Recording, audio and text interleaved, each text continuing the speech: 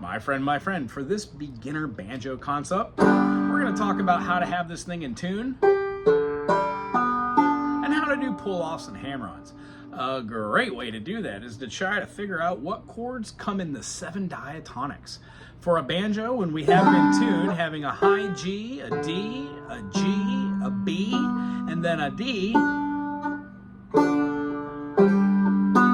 we can play an open, and it gives us a G major. Very, very cool. So for this open strumming, if we put a first finger on the first fret of the B string and a second finger on the second fret of that lowest D string, we get a C major.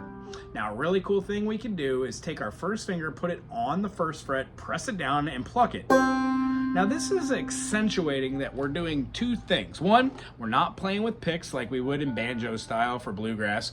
And when we do our claw hammer, we're going to be going down with our fingernails with these fingers except for our thumb, which means most of our brushing or raking or plectrum strum, it's a source of percussion. So the kind of concept is we could have like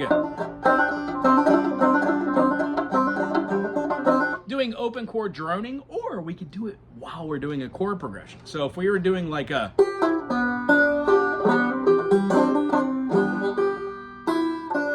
we're doing a G major, which is first finger, second finger, third finger, B string third fret, middle finger on the 4th fret of the middle G, and then our low D, play the bottom note, and then up top, same notes, just an octave apart, a P8.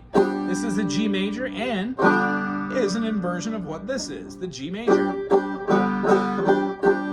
Fun. So when we do a pull off from 4 to 2, we're pulling off a minor third.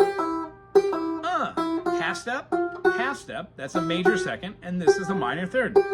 If we go down resoundingly to that first note we were talking about in the scale, B, B sharp, C sharp, D. This D note right here allows us to go. So the practice I want to give you today is exactly that. First finger on the 2nd fret, scoot up as close as you can to the top of that fret without playing on that fretting.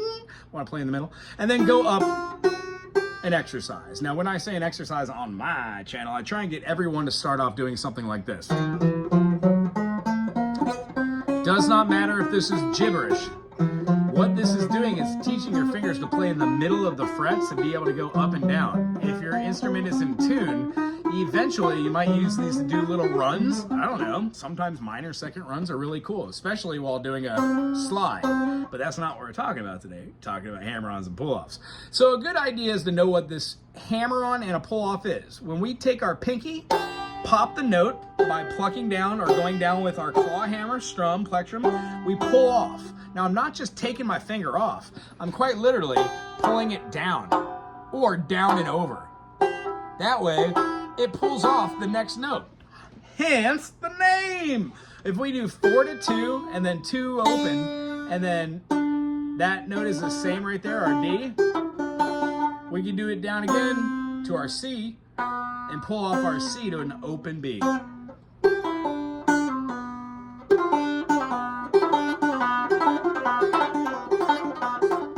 And I know that's a little advanced, but the idea is the more you practice,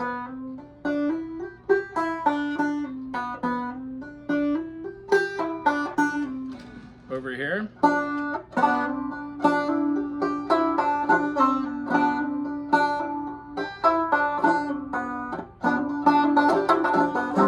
When going over and over and over again, remember you go slow, medium, and fast. The idea is to throw these little runs or riffs, a half step up, a half step down, and keep them in key. So if we've got G, C, G, D7, 1, 4, 1, 5 dominant, 1, 4, 1, 5, 1, 4,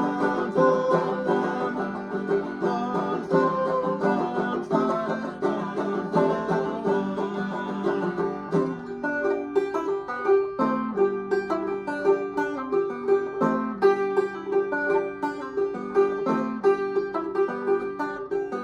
1. That's a good little way to practice those hammer-ons off. Do it the other way. We got hammer-ons. Do it the other way. Pull-offs. And guess what? When we do it here, we we would pull it down a half step. So maybe we'd have something like with a slide, and do another slide down and pull up. The idea is the door opens up once you combine bending, sliding, hammer-ons, and pull-offs. Ooh-wee! Check out the next video, which is about the same length, talks about how to pull that off and then how to see it. How to practice the practicing.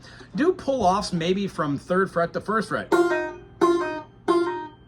Use your 2nd finger and your 3rd finger, and dare I say, even your pinky. And what you'll get used to is a little bit of strength. This feels uncomfortable, but when you're doing big old stretches, like, you're gonna want that 2nd finger to pick up its own weight. I hope this helps you out when you're starting off on this banjo. And remember, you can do something along the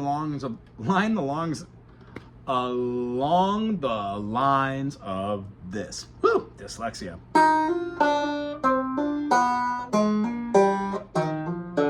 All we're doing is 1, 3, pull down, to the open note.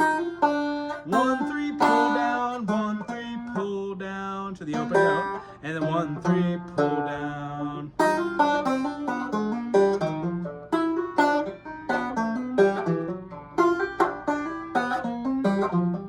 And again, these don't sound too terribly great, but the idea is if you do this every day for 5 minutes, when you do want to play a C to a D, and you want to get like a half step pull down,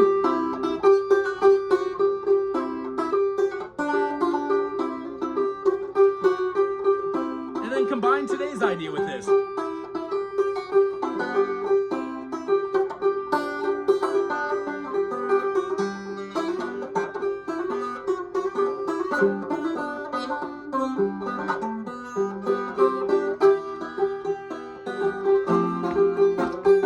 Hey, I hope you have fun today. Check out the other videos here, and if you have questions, put them in the comment section.